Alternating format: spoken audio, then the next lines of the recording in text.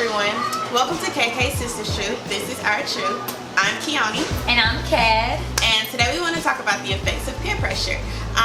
Peer pressure can have different types of effects on you. There are effects and consequences when you give into peer pressure, and then there's also these effects or things that, that make you feel a certain type of way when you don't give into peer pressures, which is always a good thing. And we just want to kind of talk about our own experiences with peer pressure and how we were younger and giving into peer pressure and how much harder and the consequences that came behind us giving into peer pressure versus now being older and not giving into peer pressure and just staying focused and knowing what we want to do in life and all our dreams and goals and not letting peer pressure and other peers around us deter what we believe or what we think we should be doing right. And I just wanted to kind of talk about how being younger and growing up in the church as a pastor's kid, can you relate? Yes. And having to be around people and around older people that always peer pressured you or people that always looked at you as you shouldn't be doing this because your mom's a pastor, or you shouldn't be going here because your mom's a pastor. Everything you did, you always got looked down or being put up on this pedestal of you are almighty and high, or the type of stereotypical things that kind of made me feel like, okay, well, maybe I shouldn't be doing this, or maybe I shouldn't be going here because of being peer pressure or giving into peer pressure. Being younger, it wasn't always easy. But as I got older, I realized, like, okay, I want to do the right things. I want to live right. I want to live for God. So I can't be easily peer pressure. And being older and not being peer pressure, it makes you feel good. It's almost like, I chose the right thing to do today. Like, it's kind of like a pat on the back, like, yay, go Kia, go Kionie. Like, you're doing the right thing and God is pleased, God is smiling. That's all we want to do is make God happy. And I feel like peer pressure is a big deal now for our age and people that's younger than us, because you want to follow the crowd because it makes you feel good. Well, I don't even think it makes you feel good. It makes you feel like I'm cool or I'm in.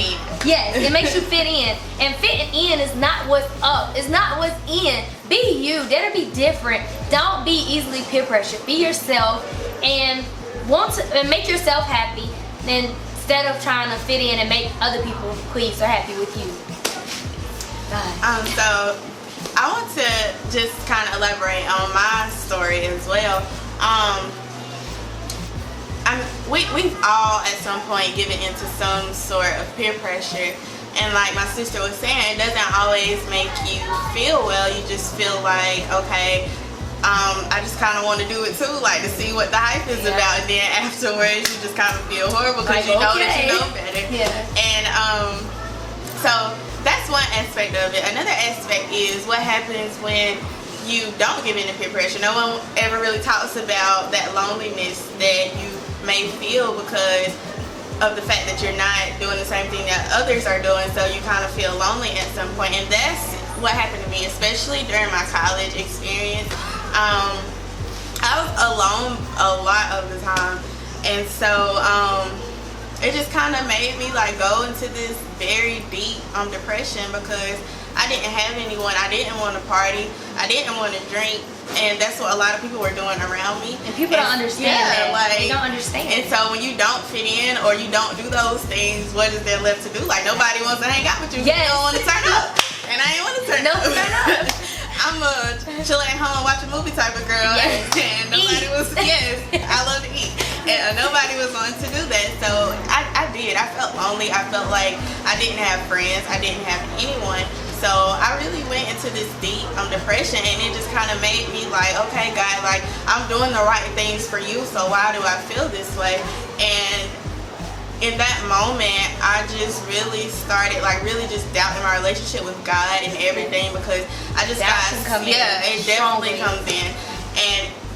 And I look back now, and y'all, I've experienced the movement of Christ, everything. So I can let you know that even through all of that, doubt can still come in, even if you've done all that, because it happens. You can still question. Yes, and that's exactly what I did. And I remember like nights just sitting in my dorm room, just very depressed, trying to pray, couldn't pray. I wanted deep, dark place. This deep dark place, the sunken place. Yes, that's what it feels like.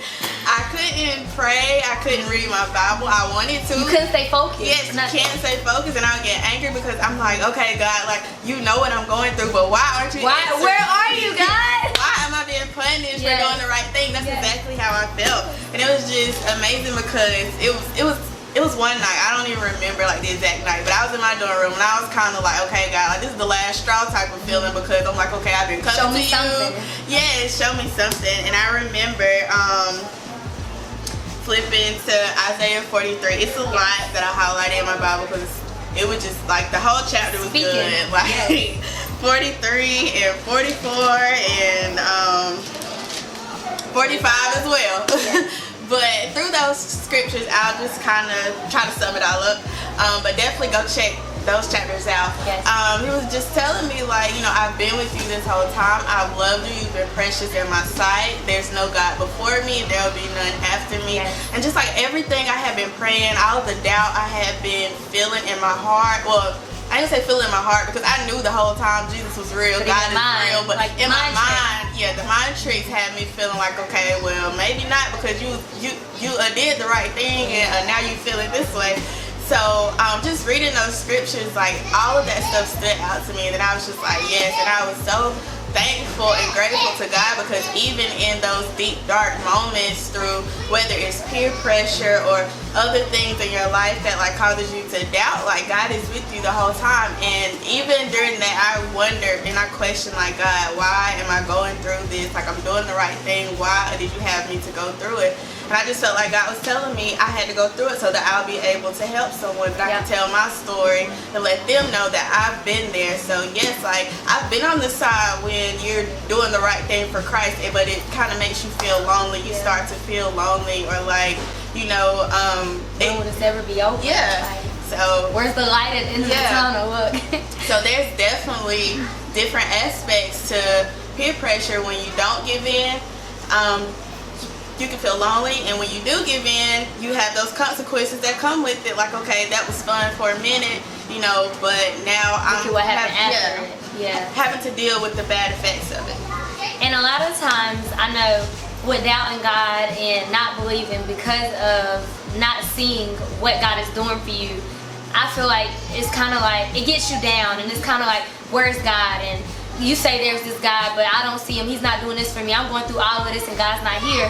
A lot of times God is silently speaking and you're not giving him the opportunity to hear. You're not listening. You can't hear God because you're so focused on what he hasn't done or what you think he should do for you, when God is always there and God is always here to help you. And I just feel like if you do doubt God, tell God, show me God. Okay, God, this is it. Like my sister said, this is the last straw. Show me something, God. Yes, and God will take you there. Yeah, because those dark thoughts sometimes will scream so much louder, and God's voice is kind of not silent, but it's soft. It's a soft voice. So you'll pay more attention to those dark thoughts, but after you come out of it, you'll look back and realize, oh, the whole time God was speaking to me. I was listening to the wrong thoughts, and that can also play a role in what you're going through. Yes, it does. Well, that's all we have for today.